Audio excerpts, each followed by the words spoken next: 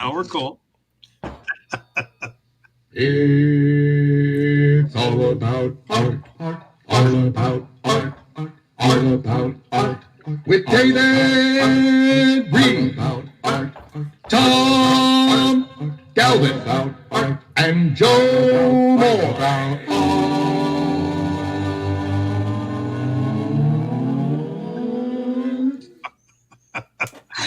Wow. Bravo, Joe. Thank A you. Joe White production, our new theme song.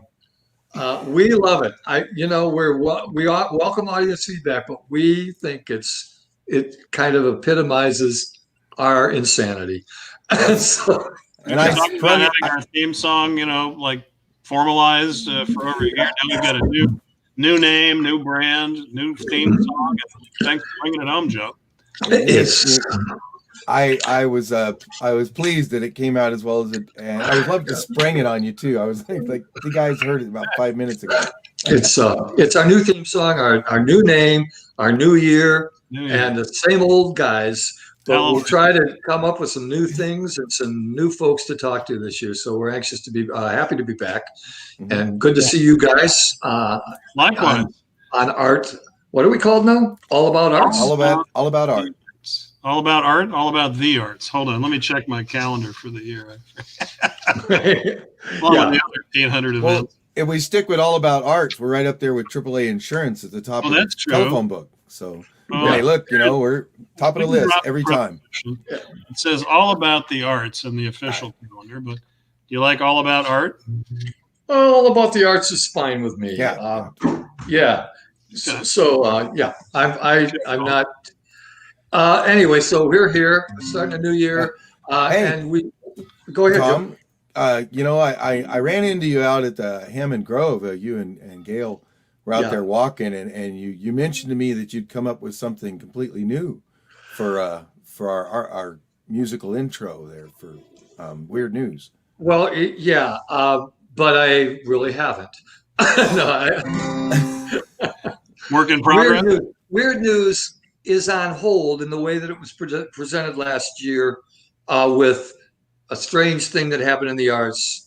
My describing it, my friends joining in and cracking wise about it, and then I'd write a short song about it, and that was Weird News. Okay. And I like doing that, and I think some of the things were kind of funny. And if you guys are open to that, I'd like to continue to do that. Unfortunately, when you think of Weird News, we've all lived through a week that it's hard to uh, have weird news that sort of supersedes the actual weirdness that occurred in the world this week. Right. And I'm suspending my attempts to find humor in it, although I'm sure maybe we could. But I just wanted to say some things. I think we need healing. I think that we need to seal this divide. I think we need to find common ground. Maybe that's talking politics is no way to do that. We need to find what's in us, what our better angels are, and how those angels come together to bring two people on different sides of the aisle together productively. And so, red, blue, me and you, disrespecting each other's view. Who's friend, who's foe among the folks we meet? There's another America across the street. Our side, their side, the separation's way too right. I'm right, you're wrong. What a quack. There's another America down the line. We don't have to travel far to learn how other cultures are. Why travel to some different shore? A different culture's right next door. How to mend, how to heal, how to feel what others feel. We need more love. We need less pride. There's a lot of things we need to decide. We need more love. We need less pride to heal America's great divide.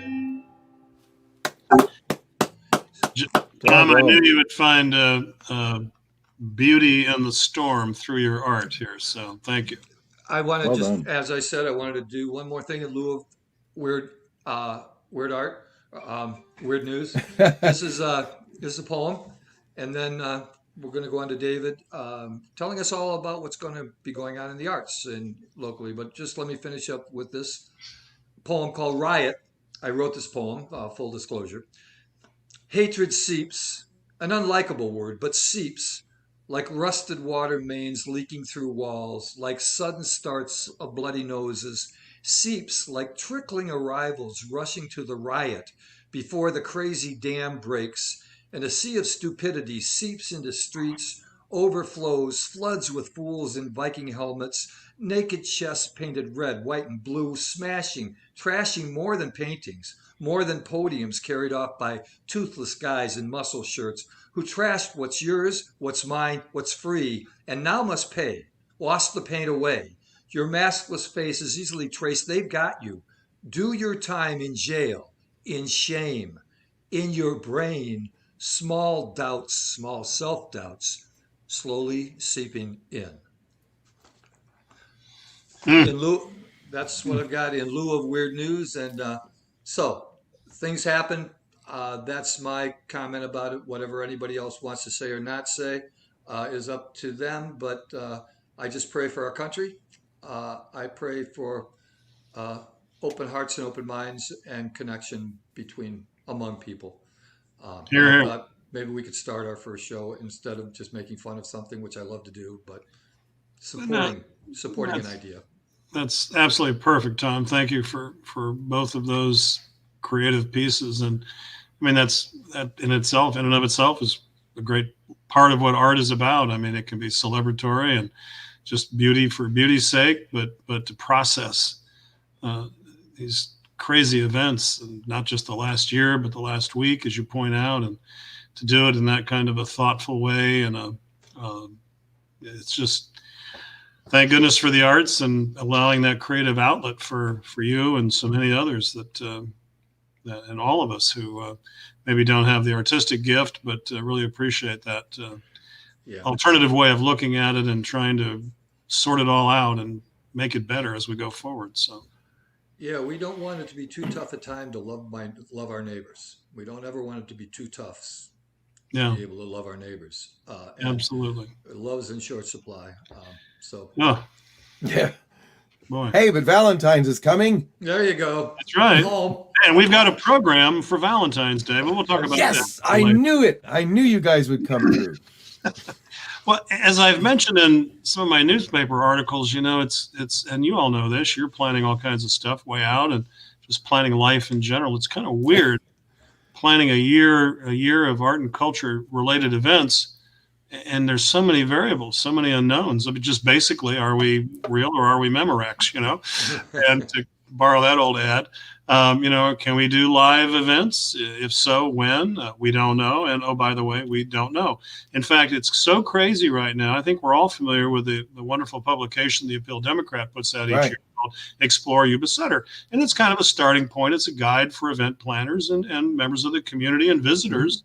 We keep them in the office to hand out folks that pop in from out of town and want to know what's going on any given Sunday, so to speak.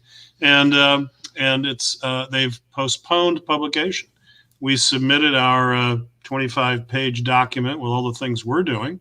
We, YubaSutterArts&Culture, and a couple of other sister organizations, in fact, we included, and we're told, gee, thanks, but we're not going to publish. Well, we might publish in March or April, but it's really unknown. So because so many people did not submit, not knowing what events, what fundraisers, what activities or programs would be able to be presented to the community. Right. Outside of the virtual realm. So basically we've broken the year in half and we're looking forward through July as pretty much all virtual. After that, we've programmed some live events and we're hoping for the best. If things open up sooner, we'll start to backfill, but we figured that was a safe guess. And if God forbid we're in August and we're still in lockdown or some form thereof, then we'll shut her down again and stay virtual, because we've been doing this stuff so long. We know some people are interested, and in spite of Tom's ribbing about our low attendance, I feel so bad. we know that there is an afterlife to these programs. People pick them up on YouTube, and along with Netflix and all the other content. Yeah, we're on Netflix. All right. We're right up there in the ratings. But it's a weird process. I mean, that planning is hard, and this year it's harder than Yeah. ever. So, for what Well, it's worth.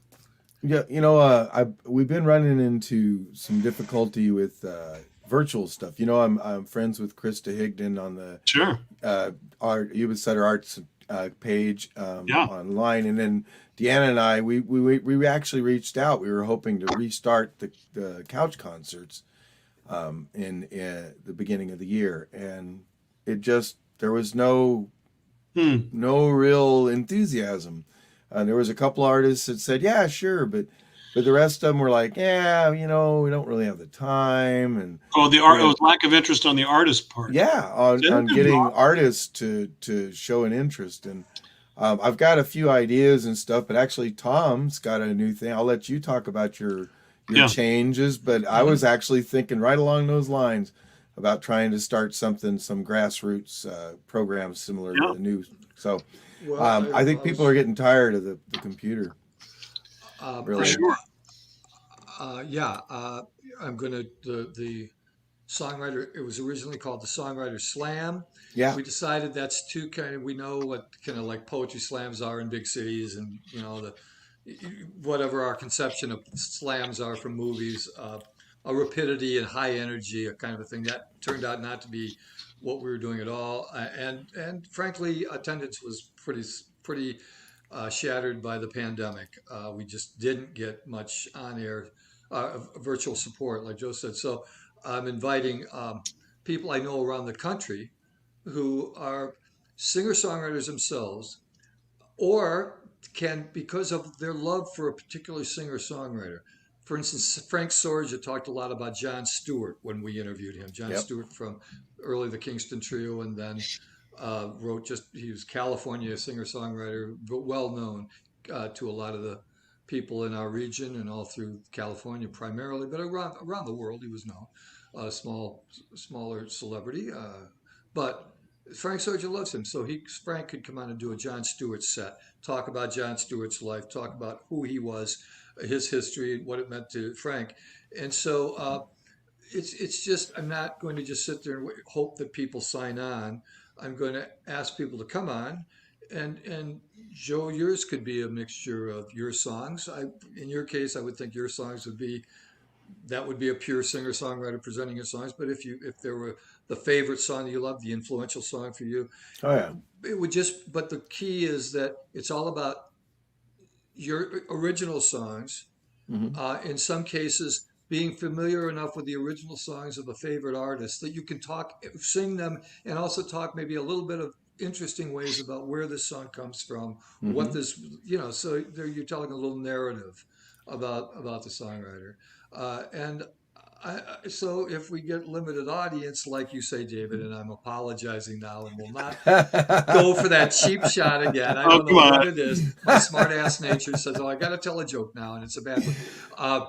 But yeah, I think that if there's two of us and that's it, and there's a performance going on, then we'll get some follow up down the road, and people will see it. So that's how the Songwriters Monthly. Now let's talk about the branding. The new program is called Solo Sessions. Yes. And it's the fourth Saturday of every month at 1 p.m., right? Yes. So kickoff will be January 23rd. Yes. And very exciting. I don't know yet. I haven't invited anybody. I hesitate to invite Joe early on because I'm holding him back later on. We're already so associated with this show that I have to distinguish what I'm doing from this show in a sense. Exactly. But I got a few. I'll send you a few people that I know that do their own original music and probably have an influence and stuff. So yeah. Cool. No, I'm totally okay with that. I'm reaching out first, I think, to Rick Patrick. I'd like to have him on the show. I'd like to, for instance, my brother Tim in Tiffin, Ohio, knows every Gordon Lightfoot song. Knows Gordon Lightfoot's history. Yeah. Sings his songs very, very well. Does he? He's a musician too. Yeah. My brother and I used to do like a Smothers Brothers act, and he's good. He's a pretty good guitarist, pretty good singer, better singer. Oh my gosh! Oh, I love that. There you go. I mean, I would too. Gordon fan. Me too. We're going to have some interesting performances, and So, think about what you want to do, Joe. Cool. And if you want to do a little bit of both, your favorite songwriter stuff and your songs, then I be I on the would love to docket. talk about, the stuff I wrote, especially with my friend Mike, because we had like that Lennon and McCartney rapport, and Uh-huh. we still do when we get together. He'll just start playing something on the guitar, and words just start pouring into So my head. wouldn't that And, be a nice yeah. 25-minute Oh yeah, performance? And yeah, wouldn't that something in wouldn't that be itself? fun? That's that, and some because I know you know a bunch of stuff about the Beatles and when did they write this or what was going on or Cool. yeah. So that's I'm excited about it because it's less just waiting for something to happen and more an ability to put something out there and see if it's got legs and it's seen maybe 3 days later by a lot of people. Well, this is so cool, and it's another example. Again, looking for the best in a bad situation here, as we were talking about before we went on. It truly is, and it's amazing the creativity, the solutions. I mean, and Tom, thank you for reinventing your previous Right. format, making it again relevant now, reinventing it, and taking advantage of the medium because, like as you said, folks all over the country. Yeah. We've had a few of them on Artist Alchemy and on the interview show, and I've invited folks from Ohio and Alex from Boston, and others that we wouldn't ordinarily be able to chat with, and then to Right. deliver that in this virtual way to a larger audience, and other kinds of things that we've come up with, and we've got more of these coming this year. But I hope you saw our "'Twas the Night Before Christmas" Yes, community reading of that old That Clement was classic. swell. That was that swell. was And cool, and it. Yeah, I yeah, really that liked was it. an Abbey moment of pure spontaneity, and just the experience for us personally of going around and videoing each reader, and then getting their personal holiday greeting at the end to the community was just really special. And then Alex Mazerol put it all together for us and made it pretty and seamless. And we've got it. So taking that idea now, we're going to do a couple of more of those this year. Some kind of just with regular folks in the community that want to be part of a kind of a readers theater format. Um, so it's sort of the inspiration here is welling up, and as we continue to work through this crazy time, and so yeah, thanks for keeping the solo sessions going and everything else. I wanted to mention one other thing. You all write until recently on a far more regular basis than I do. I mean, I write press releases and grant narratives and that kind of stuff. So, Paper mache. I but enjoy that. I had that Enjoyed. opportunity with the paper. That idea of, I think I've mentioned this before, but of writing on a deadline is in and of itself kind of freaky. It's like Yeah. I need Yeah. 300 words by 5 o'clock on Wednesday. Oh my gosh! And I don't have an idea in my head. It's coming. You start to catalog some future ideas I've learned. I imagine there's tricks, and Steve Miller he's been doing it a whole lifetime. But that's been fascinating. But I wanted to mention one other creative writing project that this was a gift from my daughter to Abby and me. It's a program called Storyworth, and it's kind of a written word version of StoryCorps on National Public Radio. You hear those little interviews with family members. This is, you get a prompt every week, and the gift giver, in this case my daughter, selects from a long list of questions. Hey, not your assignment, but your subject this week, and you can change it if you want to, is talk about your favorite kids book. That was my first one. My second one was talk about the first big trip you remember taking or being taken on. And it's like, oh my gosh, and what that does, that writing to a prompt notion, as you all know, Tom, and you both pick topical subjects to write about. It's like it's been, a real mind-opening experience for me. So I just wanted to share that story worth. I don't know what the Storyworth. cost was, but it's a beautiful thing. They've got a great, simple platform. You just get an email. It's non-intrusive, non-invasive. They'll pop out a reminder. It's very flexible. And the bottom line is, at the end of a year, they actually, and you can include photographs. They send you a book. You get a gift book out of the things. You get your 1 year of writing assignments bound, and kind of a keepsake. So anyway, just a beautiful thing. So that was a sweet gift for my daughter. I like it. Yeah. So for you writers, Me I've too. got a long way to go, but it's been a lot of fun. Golly, so we've talked a lot about what's coming up. Tom, we talked about solo sessions. We're continuing a lot of the good stuff, but I won't go too deep into the year because we want to get Chris Pedigo on here. But we'll certainly continue with the open mic spoken word poetry and prose. You Right. had that first one We had a Thursday. nice time the other night. Yeah, good. So an opportunity for anybody to jump in. That's the first Thursday of each month, 6 p.m. Open mic, spoken word, and poetry and prose with Tom. Anybody can come in and listen, read, recite, or none of the above. We just wrapped up the Scholastic Writing Awards submissions. And in spite of the challenges with getting high school students to submit their creative writing this year, we've been doing this for 3 or 4 years now in collaboration with Jessica Haugen at the Sutter County Museum.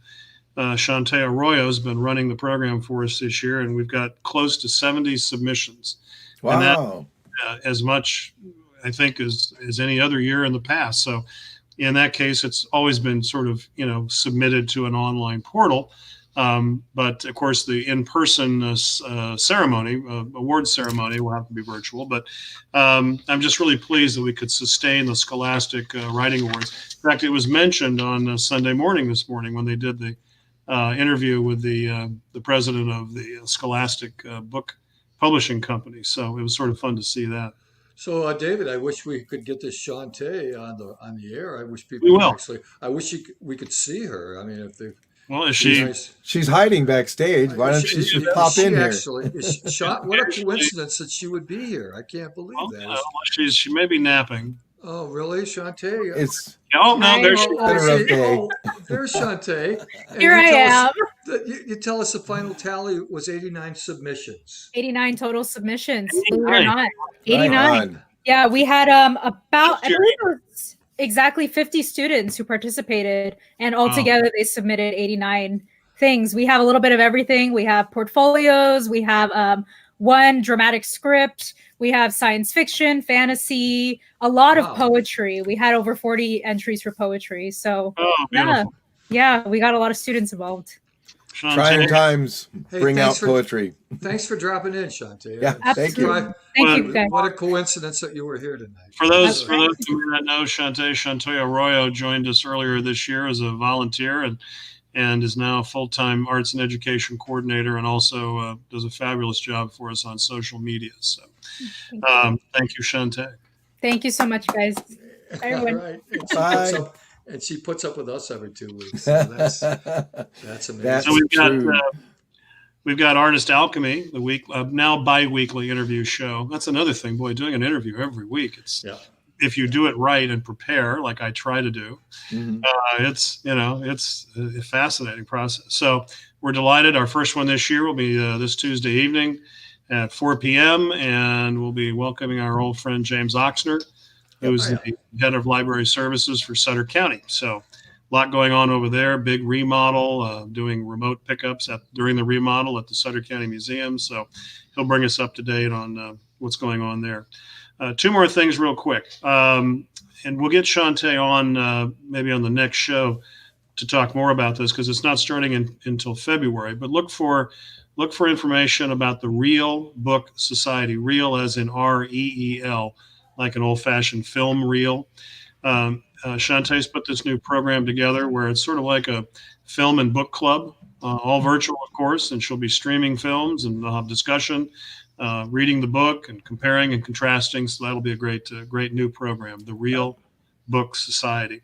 And last for this show, as far as calendar of events, our good friend Chuck Smith came to us a couple of weeks ago and we'd said, hey, we're putting the calendar together. You want to do a history thing? And of course, if you've seen one of Chuck's presentations, whether it's about floods and that whole part of our history, or his channeling of Stephen J. Field, a very charismatic and colorful character from Marysville, he's putting on something called The Ghost of Stephen J. Field Theater Presents, a multifarious mystery of Marysville's missing monuments. Oh.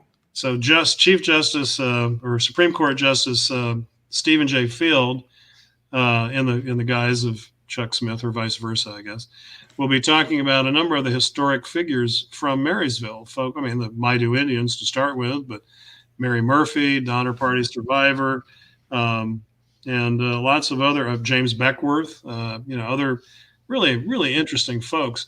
and he's going to sort of talk about them from the standpoint of, and oh, by the way, where's that monument about me or about us? And making a case for the importance of public art as a history teaching tool. We're not, of course, I immediately started thinking bronze statues of Civil War figures, but that we're not going to go there.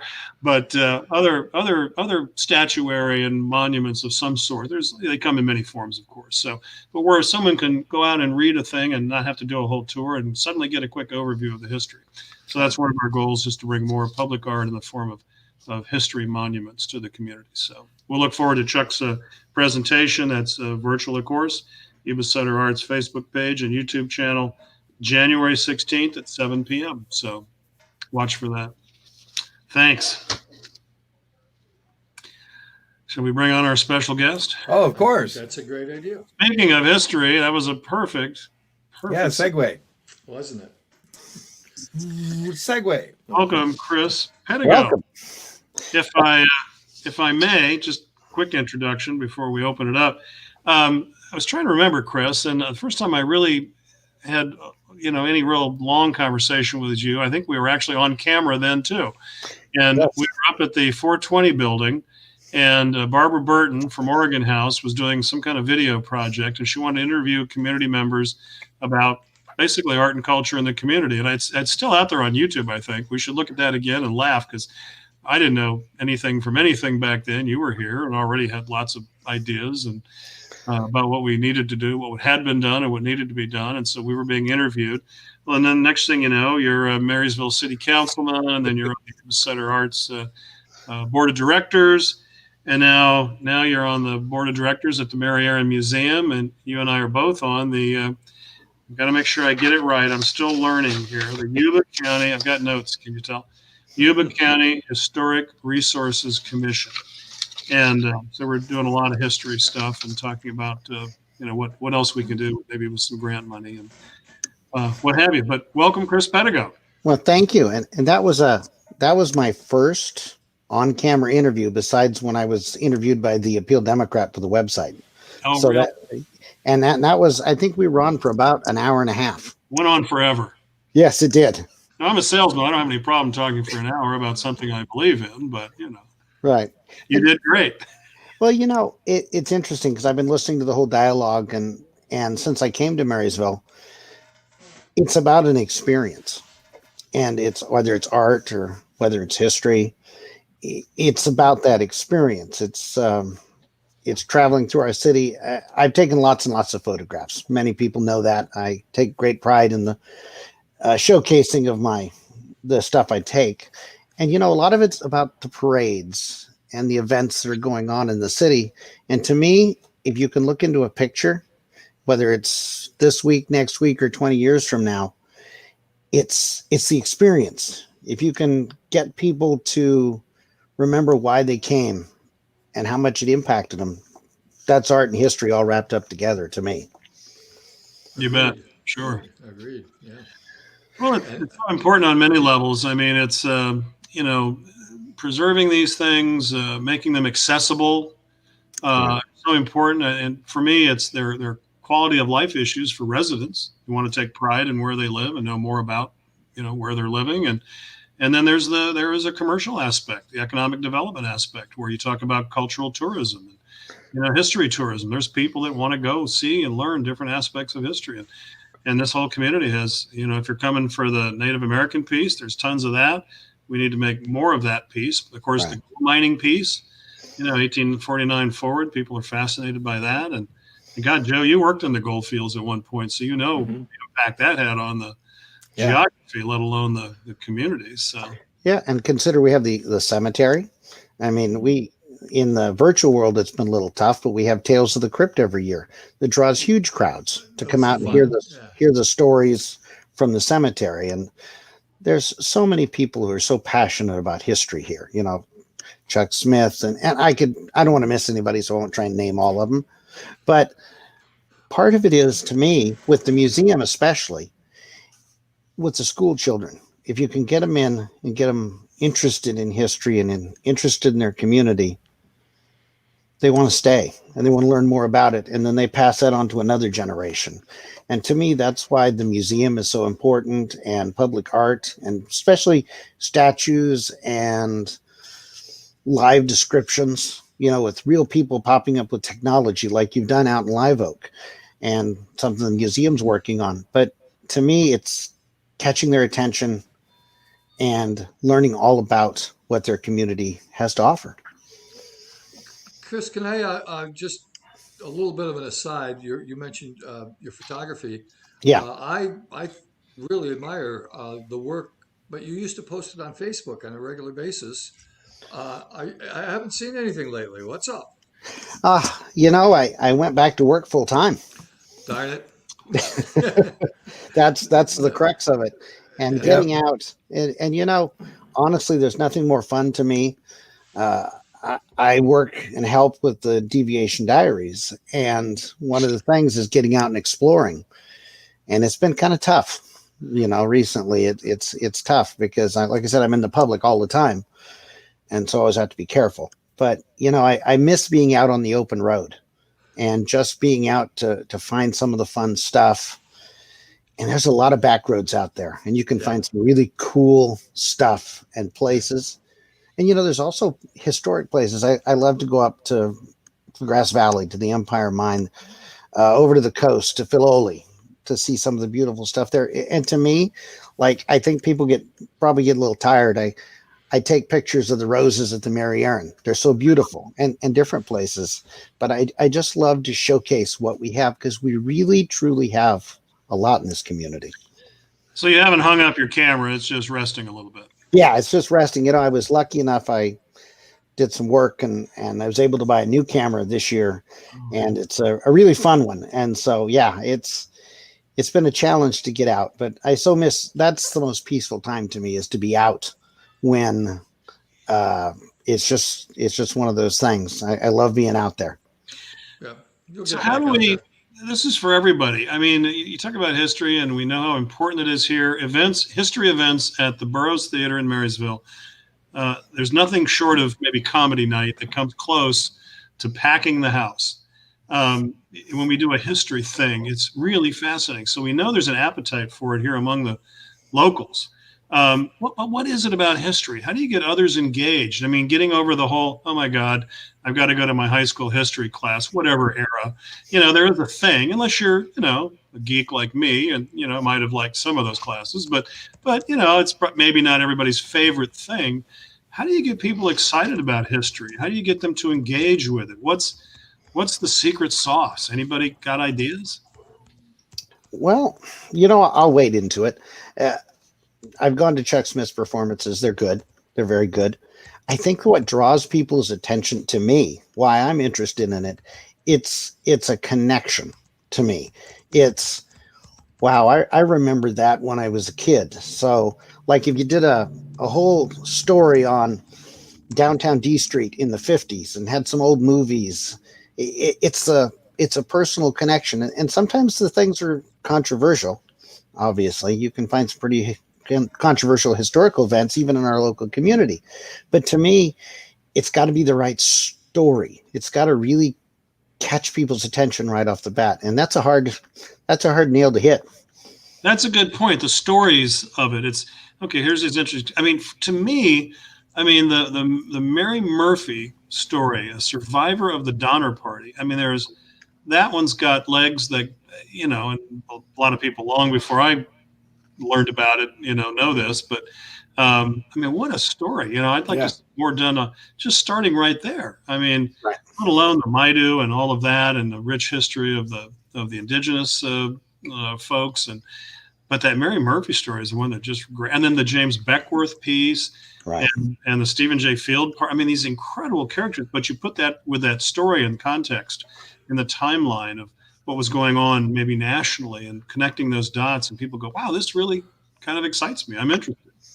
Chuck and I have talked several times over the years, because we're both really involved in local theater. Yeah, of course. And he the rivalry between the two towns across the river is one of his fascinations. Yeah. And he wants to write a full-length play about that. And that's historic, right? Yeah, it's all historic. It is. There has been a rivalry for years and years and years. The big little game. Yep, Right. the big little game, and they actually had out in the middle of the river. I think they did some sort of a ceremony or something because they went out to the center because that's the dividing line between Marysville and Yuba City. I'm picturing Robin Hood and Little John with a log across, Yeah. duking it out with jousting poles. Yeah. And that exactly right there would bring people in to see it. Is if you add the Hollywood dramatification, make it a little bigger than it actually was, and then people will come and see it. Let's put on a show. And if Let's put on a show. That would be good. Successfully, that's a win-win. And if you think about it, there's so many people that still live here that remember the big little game and have those memories. You'd have a blockbuster crowd. Yeah, you would. Can I insert that I've already written 5 songs for that musical? I don't doubt it. Oh my God! It's been on hold for a while until Chuck writes the libretto. But I started working on this with Chuck a while back, and I think he approached you, Joe, about maybe writing some songs as well. So it's in the works. It's just a long time in the works. The Donner Party story, Chuck got me immersed in kind of engrossed in something I'd heard about all my life from Ohio. Everybody, right? Of course, you'd make jokes about the Donners, don't have lunch with the Donners, and things like that. Robin Williams, Donner Party, table for 40. Yeah, right. Joe, Chuck, in describing the horror of the whole thing, mentioned the canvas on the wagons was no longer useful except to create lean-tos, to create shelters, to prop them up and to create shelters now. And when it got to the point of total starvation, they were eating the canvas. They were just eating their own lean-to roofs. And that captured me, that sense of desperation so much that you're exactly right, Chris. It's something about a story that draws you in and says, wow, that something horrible happened, but with these people that wanted to move out west and kind of find God in the West, and they found snow. It's just compelling what that means on so many different levels. Well, it's interesting. You say that. You talk about the experience, Tom.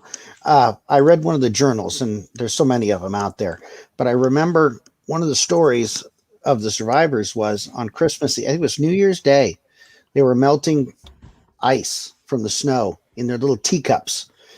And it was in one of the journals. I'll have to remember which one it was. But it caught my attention. It took me so deep into the story that these people were holding out for hope, for survival. Yeah. Let's face it. They didn't know if they were going to make it. But for the small children, they were talking about Christmas. And, this is what they had. And it was really to be able to get the emotional connection to some of the story, the pieces of the story. It would be most fascinating to be able to turn that into live action at the Arts. Yeah. It's an incredible story. We'd love to help if there's something we can do to help push it toward the finish line. There's grant money for that kind of thing. It just could be spectacular. In that recent, what was it? What would you call it? The 4 ultra marathoners who reenacted the walk. Pioneer, right. Yeah, just last week, I think they finished that. Yeah, it was just they came down to the Johnson Ranch there in Wheatland, kind of a symbolic, finishing up of the journey, and it caught a lot of attention. It was just amazing. So, I think that's a pretty evergreen piece of history that we can return to a number of times and work on. Chris, I'm sorry. Go ahead. No, go ahead, Tom. Well, I was going to ask when was the beginning of your association with the Marriott Museum? Yeah. I was assigned that as a committee assignment originally to represent the city, and then when I left the city council, I just continued on the board because it's a public board, and I love it. I have access to the museum, and so I spend a lot of time, for lack of a better word, treasure hunting. I think I probably drive some of the other board members crazy because I've always got a story about something I found in the museum or the storehouse. And to me, finding those little treasures is so exciting. Whether it's a World War II rifle, whether it's an old beaded purse, they've all got a story. And that's the to me, that's the draw of the Mary Aaron, is it's the stories of Marysville. And so many of I go through the book collection, and there's so many first editions, everything from just a multitude of subjects. And to me, when I take someone on tour of the museum, it's truly a passion. And I am by far a novice when it comes. We have a volunteer that comes in, Carolyn, and she does an amazing job, and I've learned so much from her. But it's about the experience.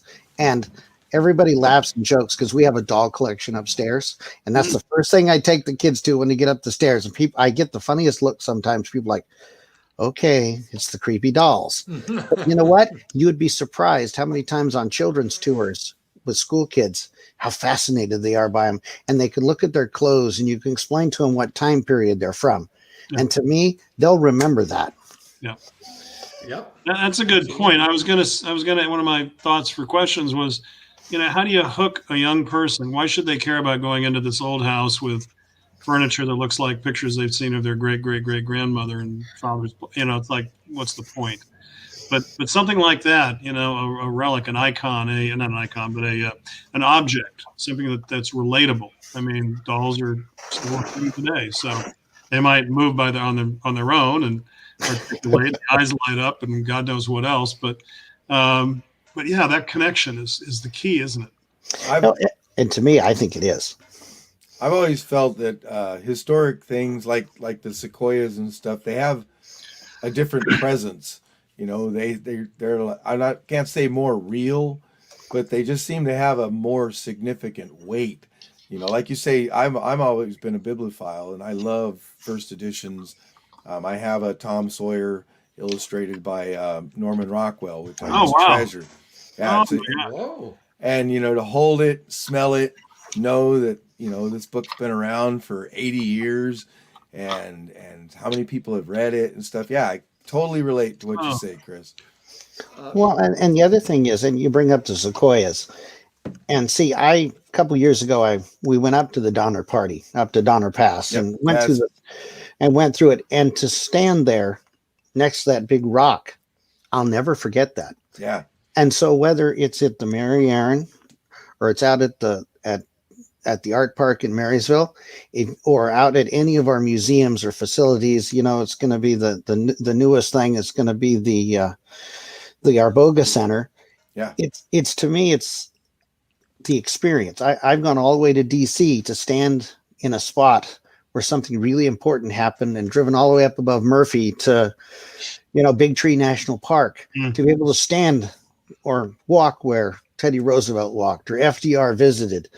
And to me, that's the connection is we put these people in the places, or to the best of our ability, put them in the place so they can feel it. And then they're hooked. Yeah. Good point. So what do we need, Chris? I mean, we've got this history, the basic assets are here. I mean, we've got the stories, we've got the characters, and we've got some, thank goodness, we've got the Mary Aaron Museum, we've got other great historic sites, locations, buildings. What's next? What are we missing? What do we need that would begin to, I don't know, somehow pull it together, or and really make it, again, not to pull out my business side, make it marketable, both locally and on at least a regional, if not statewide or national basis. Well, to me, the Arboga Center and what we're doing at the museum, and what you've done in some of the arts for the signage with the QR barcodes and the historical characters, to me, that's the marketable thing, because we're trying to reach that next generation, whether it's through Instagram or Snapchat or whatever the newest flavor in social media is. To me, that's the way forward. When I walk up to that statue of Mary Murphy, I want to hear her. I want to see her. I want to be able to feel that. That's a good point. We're used to interactive exhibits in museums. So why couldn't it be an outdoor memorial of some sort, whether it's a statue or a hunk of marble, whatever? Yeah. But right in front there are those QR codes. These are non-mechanical. We're all packing our portable computers, and you zap that one or series of QR codes for information about Mary Murphy. scan this QR code. To hear Mary telling her story, and we get an actor to portray Mary Murphy doing you got to keep it to a limited time, but a minute or 3 minute piece about here's my experience and you're listening on your speakerphone and seeing an image of Mary Murphy, and here's this memorial, and so it's becomes this living, breathing thing, which you don't have to attend. You don't have to have a staff person. I mean, there's nothing will beat a docent-led tour. Let's be honest. Right. Someone doing the full reenactment. But you're right. These QR codes, I think, are part of the answer. Well, and the other thing is, it's something I thought about and I've seen. How many of you have been to Disneyland and seen the Hall of Presidents? Oh, of course. Yeah. Or you go up to Shields in Reno and the presidents talk to you. Yeah. And so this becomes... They're a little bit corny these days, but people love them. But it's this whole vision of mine, and it's not strictly mine, it's other people who probably had it, is walking through the halls of Marysville and having these people's stories told. Yeah. Whether it's in a building or it's a virtual hall, all these people telling their story. We've got so much history here, all of these different characters and people and their connections to the rest of the world. I mean, we have the first ambassador to Japan, Mr. DeLong, buried in the Marysville Cemetery. Oh. I mean, we've had great local actors. Newly elected council member plays him, and he's amazing. And those are the kind of stories that connect people and this vision of our community. To me, it's like walking through history. And you're right, statues or signage is the key. I mean, I went when I was in Philadelphia, I walked past an empty lot that was Alexander Hamilton's first office, and all there was some grass and a sign. Yeah. And I stood there for 20 minutes. Sure. And how fun to have that extra element with the QR code, and right. Al's talking to you all of a sudden, and you hear, tunes from Hamilton in the background, and right, exactly. Whatever. I mean, we can produce that. We've got that talent here locally. My God, it would be fabulous. Mm-hmm. Chris, have you written about Marysville? Have you written prose pieces about these stories or anything? Is that within your bailiwick? It's something I'm working on. I'm actually writing a story, for lack of a better word. It'll probably turn into a pamphlet, and some people say it's a book, but I'm going to call it a story about the lost Marysville Reform School. Oh. And I think a lot of my friends have probably heard enough of that story, so they roll their eyes when I tell it again. But I'm working on the lost Reform School. Give us the Reader's Digest condensed version real quick, because it's pretty darn interesting. So in 1859, the governor of California decided that we should have a school for children, because before then all the children were just sent to the state prison. So they put out a call, and children as in orphans, or homeless, children who didn't want to mind their mommy and daddy, anybody that was disobedient. and I know, but I'm an educator. I find this horrifying. Well, now, Joe, it's interesting because they believed, but by separating these children from the hardened criminals, that they could learn how to be good members of society. And they had religious training at the school. So 1861, the school was built in Marysville. We had California's first state reform school. Wow. It was out in District 10. It has been lost for many years. I stumbled across it when I was reading about the San Francisco School of Industry, and I kept getting a story about Marysville popping up, and I go, So I've spent several years digging and emailing back and forth with the state archives, and finally I've got all the documents and just the stories of building was huge. In lack of a better word, it had 3 wings. It was 4 stories high. There was a local judge, Judge Saul, that went out there, said it was the most magnificent building in California besides the state capitol. What? Yeah. And it just disappeared. In 1872, it closed in 1868. The state sat on it for a couple of years. They farmed around it. If anybody are familiar with some of the local history, it was out in District 10. I have the location. I'm just going to keep it kind of quiet until I can get out there. But it was torn down by the city of Marysville in 1872. So it almost made it. But it was a magnificent building from all the descriptions. There's no drawings. The drawings have been lost, or at least so far. They're lost so far. I never give up hope that I'll find them somewhere in a box, whether it's here or down in Sacramento. But this school, it had 4-year-olds up to 18-year-olds. And the average sentence was 4 years. Wow. That's a gold mine of possibilities for not only a pamphlet or a description or history of that book, for possible fiction to come out of A musical. A musical. Let's have the musical right here. So could you imagine, as a small child, and there was 2 girls there that were there. And one of them, they talked about going to a home in Marysville, but she never did because there was a listing for dresses in 1866 or 67. And so I know they lived there at some point. But what's fascinating to me is the kids, not only did they farm the ground, they kept the school clean. The hallways were, some of them, 200 foot long. Wow. I mean, this was a big building. Now that's an amazing story, and thanks for all your work in pulling that together. And I know we've talked about creating some kind of a marker out there, and we'll look forward to working on that. So, and to me, it's been kind of my quest for the Holy Grail, or Don Quixote, whoever I tell the story to looks at it differently. But it's become a passion, and so you've really had to dig. I think this has been one of your COVID passion projects that has helped keep you sane during the. It has. It's crazy. Oh, good stuff. Well, we want you to stay safe, Chris, and we have loved having you as a guest on our show today. We'll have you back. There's a lot of history that we only scratch the surface to talk about, but I'd be interested in any prose piece you put together about that lost home. That would be really something. We'd want to have you back and talk about that.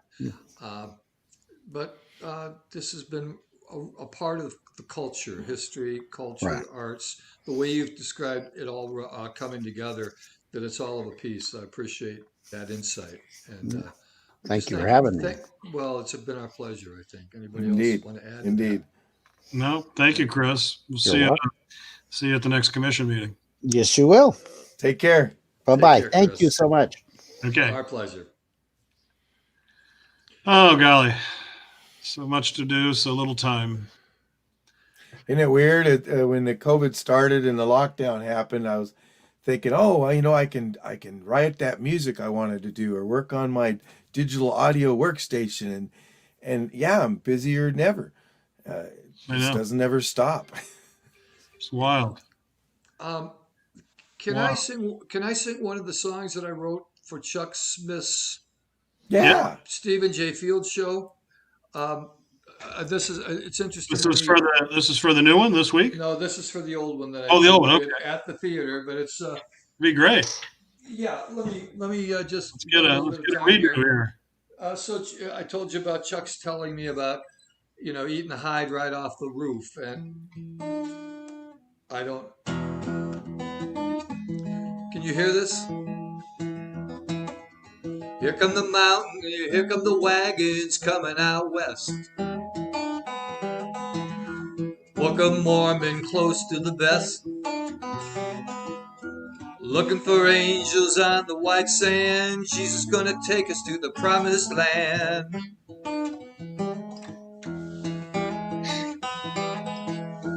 Get all the children, get them in tow. Gotta leave now, get ahead of the snow. You take the low road, we'll take the high. You take the wrong road, you're bound to die.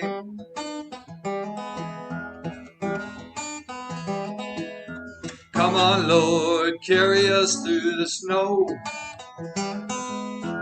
Come on, Lord, this ain't no way to go. We're chewing on our own bones. Lord, won't you carry us? Whoa, won't you carry us home?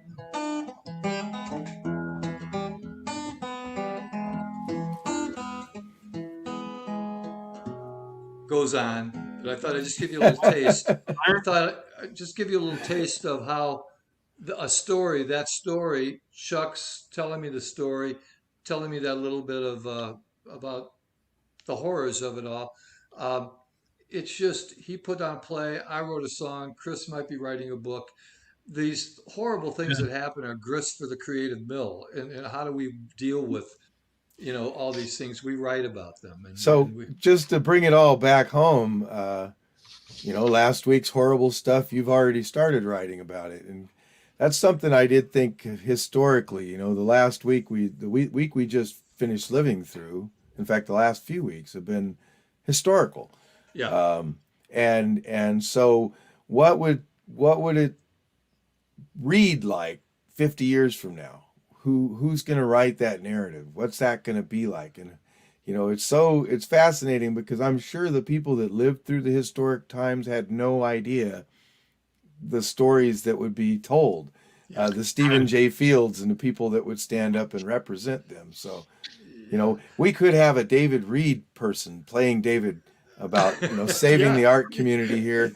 And well, and that's a story worth telling, actually. But you're right. These thank God for the Chuck Smiths and the Chris Pedigos, and I'm so sad to be forgetting. She's just such a stalwart of the history community around here, and is always at the Marriott. It's some of there's Sue Sainer Moyers is one of them. Yeah, but no, oh gosh, yes, she's great too. And she's working at the. She Judy? works now. Judy Mann. There you go. Judy Mann is another one who's just keeping Marysville history alive. Yes, indeed. So I think thank Chris talking about what he's doing and mentioning a few other people. Russ Hogue too. Russell Hogue is another one that's yes. a huge Marysville Historical Society person. Yeah. Might be interesting sometime to have a little panel discussion and get some of these people together and just watch them, listen to them swap stories of all their studies and their research into this area and what they have. Yeah, that's a great point. That whole notion of collaboration, I wrote about this a few weeks ago, and because one of the issues I think preventing certain things from happening in the community and in the arts and culture realm is that just, sometimes we kind of get into our little silos. Yes. And not that we're intentionally trying to avoid people or other organizations, but yes, in the spirit of collaboration and strength in numbers and pulling it together and sharing resources, setting common goals, and not that we need a committee for everything, but still getting on the same page, because we'd be so much more strong, more powerful, I think, and effective as a community in creating these opportunities to share that history. Yeah. So it gets, I've been here 5 years, and I really didn't know. I heard, everybody hears about Sutter's Mill and all that time, but the days of 49, and now I can drive up into the mountains and, like Chris says, be in those places. I haven't taken enough advantage of that, but there have been opportunities to be in places that just there's history, it's abundance. The Black Bart story is worth following. There you go. Yeah, Charles Bowles. Yeah. That was a fun event we did at the Burroughs where we had the oh gosh, Chris, I'll remember his name in a minute, but a great actor who did the Mark Twain piece, and then Chuck was just starting to do his Stephen J. Field, and I looked him up and looked up Charles Bowles or Black Bart, and they didn't necessarily ever all meet, but their dates definitely overlapped where it was a possibility. And then the second half of the show, we kind of had a mashup with the three of them, and it was just great fun, Yeah, kind of like, and that reminded me of that.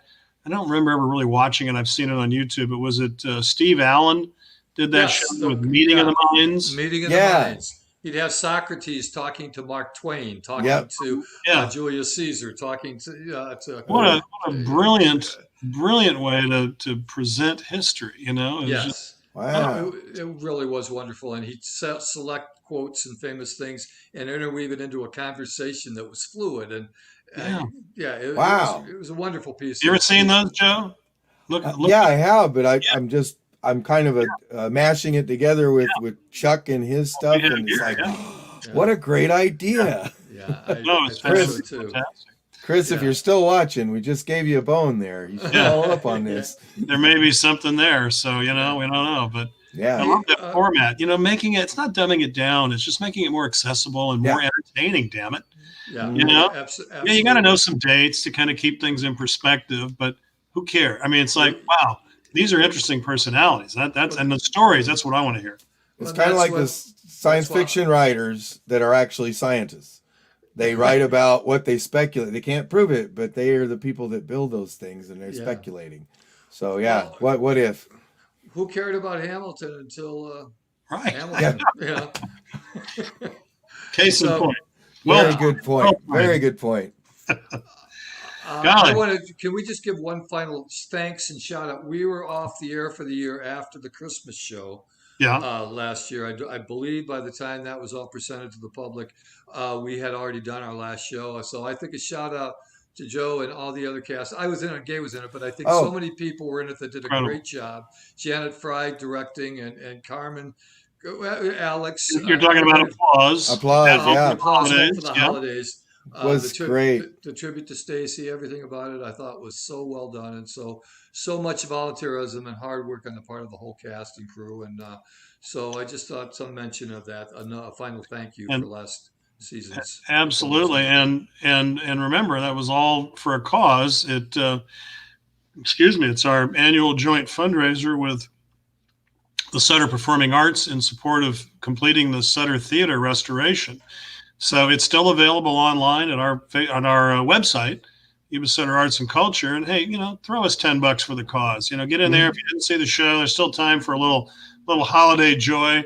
Watch applause at home for the holidays. And again, yes, thank you, Tom, and all the rest of the cast and crew that made that possible this year. It was really well done. We enjoyed it here at my house. We'll be back in 2 weeks, right? Yep. Yeah. David, you want to give us a preview of our? Maybe. Hold on. I'm not trying Did to you play have hard to get here. Did you have something, Joe? No, I just wanted to throw a general out there. Thought it'd be entertaining. Got it. I'm sorry, and I don't know our next guest, so apologies. We for that. know they will be fascinating and interesting people doing wonderful things that we want Indeed. to shed light on. No doubt about it. We can promise you that. All And right. there will be a return to Weird News in 2 weeks. Good. And Great. love seeing you guys again. Great Hey, to see and everybody. good Okay. first show under our new name and format. So That's Yes. right. Great theme song. good Joe. job, guys. Thank you. All right. Thank you. All right, Okay. gentlemen. Bye.